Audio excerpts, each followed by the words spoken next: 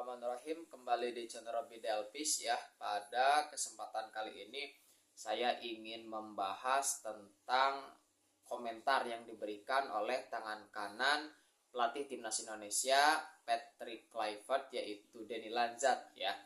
Nah, Denny Lanzat baru-baru ini menyatakan bahwa peluang timnas Indonesia untuk masuk ke Piala Dunia masih terbuka gitu kan.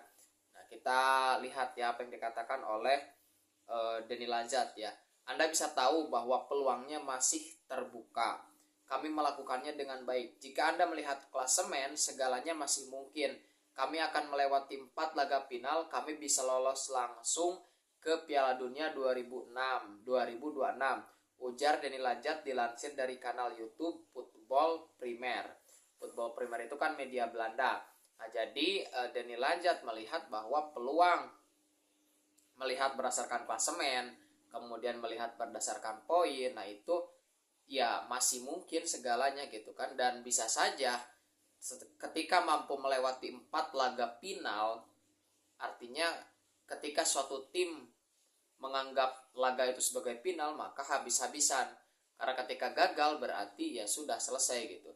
Nah, segalanya masih mungkin, segalanya masih terbuka dan bisa langsung lolos ke Piala Dunia. Artinya Denny Lanzat dalam hal ini bertindak sebagai tangan kanan Patrick Kluivert ya, bersama juga Alex Pastor dan juga Gerald, itu kan terus melakukan pekerjaan-pekerjaan demi bisa melaksanakan tugasnya dengan sebaik-baiknya.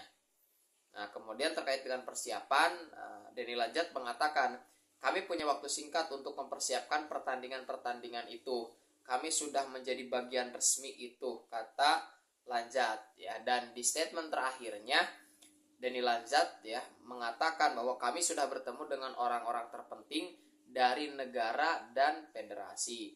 Sekarang pekerjaan yang jadi fokus mencari pemain, menyusun formasi, dan menganalisis. Pekerjaan sebenarnya telah dimulai. Oke ya.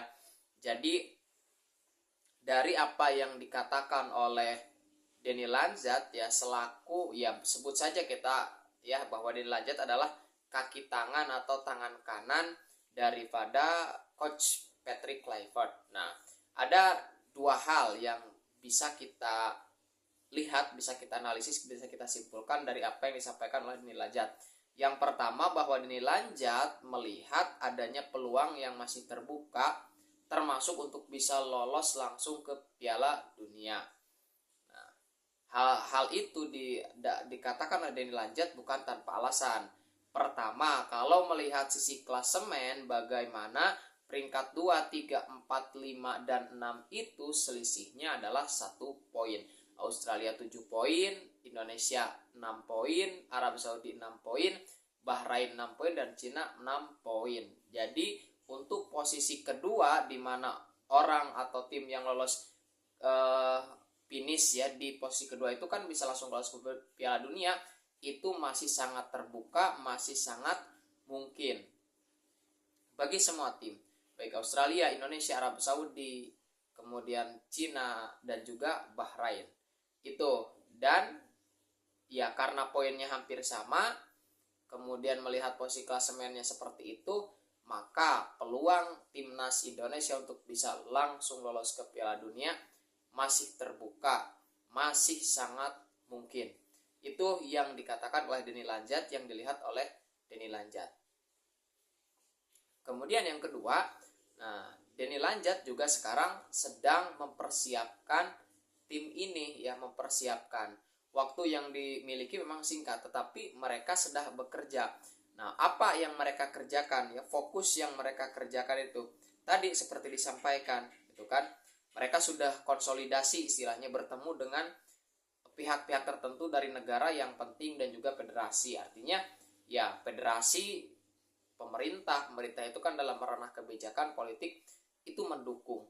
Nah, setelah itu kemudian pekerjaannya difokuskan pada apa? Satu, mencari pemain. Di bagian lain, Denny Lanzat juga mengatakan bahwa masih butuh amunisi baru, masih butuh pemain baru, masih butuh pemain tambahan.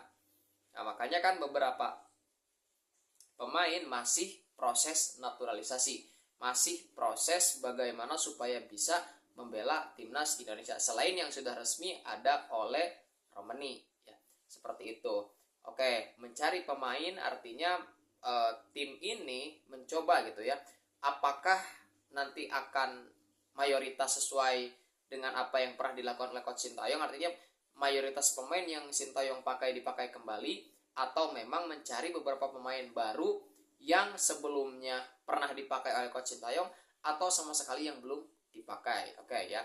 Jadi yang dilakukannya adalah mencari pemain baru, kemudian menyusun formasi. Ini juga menarik, yang menyusun formasi. Kita tidak tahu formasi yang akan digunakan ya, kesepakatannya seperti apa.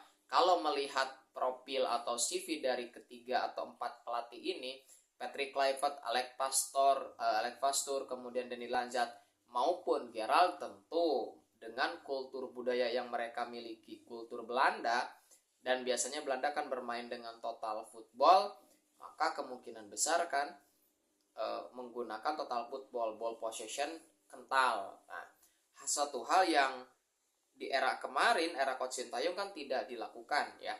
Itu. Nah, tetapi bicara soal formasi, menyusun formasi ini ya seperti yang bisa kita lihat lah. Ketika Alex Pastoor kan memberikan bahwa 3-5-2 itu tidak berarti bertahan total. Nah, artinya formasi ini tidak melulu bahwa formasinya seperti ini berarti bertahan total, atau formasinya seperti ini itu defend counter. Enggak seperti itu.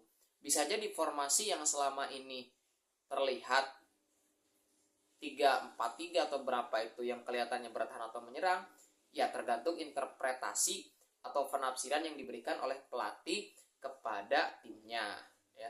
Dan pernah saya katakan juga bagaimana ada perbedaan, misal penggunaan formasi 3-4-3 ketika 3-4-3 digunakan oleh Coach Thomas Doll di Persija Jakarta dulu, atau 3-4-3 versi Luis Milla di Persib dulu. Nah, itu kan kental dengan total football, kental dengan ball possession, penguasaan bola dominan gitu kan. Tetapi ketika 3-4-3 dilaksanakan oleh Coach Sintayong bersama timnas Indonesia, reaktif, defend counter gitu kan, tidak banyak menguasai bola, pragmatis. Demikian juga ketika 3-4-3 dipakai oleh Coach Bojan Hodak sebagai improvisasi dari taktik yang bisa digunakan, formasi yang digunakan 4-2-3-1, kemudian diubah menjadi 3-4-3, juga sama, tidak dominan. Padahal di era Luis Milla 3-4-3 itu kan dominan bola. Artinya ya tergantung formasi itu.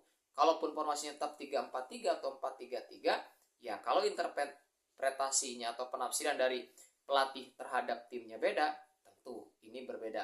Jadi soal formasi ya itu bisa fleksibel di atas lapangan ya. Ketika 3-5-2 ya bisa saja ketika di lapangan menjadi 4-4-2 atau sebagai tinggal fleksibilitas saja itu ya.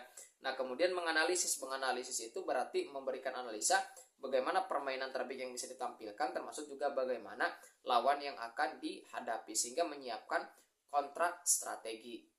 Nah, secara teori kan pasti setiap tim itu punya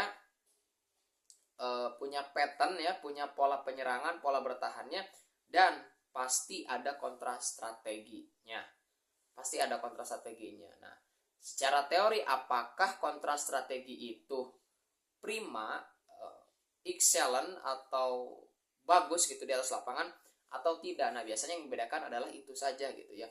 Bisa jadi secara teori sudah benar bahwa kontra strategi dari taktik A itu adalah B, tetapi kadang-kadang karena pelaksanaannya tidak prima, nah ini akhirnya hasilnya pun tidak prima. Contoh di kemarin ya, ketika pertandingan Dewa United melawan Persija Jakarta ya, Dewa United jelas dengan ball possession-nya, dengan penguasaan lini tengahnya itu berhasil dieliminasi oleh Persija Jakarta. Persija Jakarta bermain reaktif ya, defend counter, kemudian tidak terpancing oleh lawan, tetapi kurang prima sehingga hasilnya tetap kalah. Tetapi kalah pun tidak dengan skor yang mutlak ya, 2-1 itu kan saling balas juga gitu, seperti itu.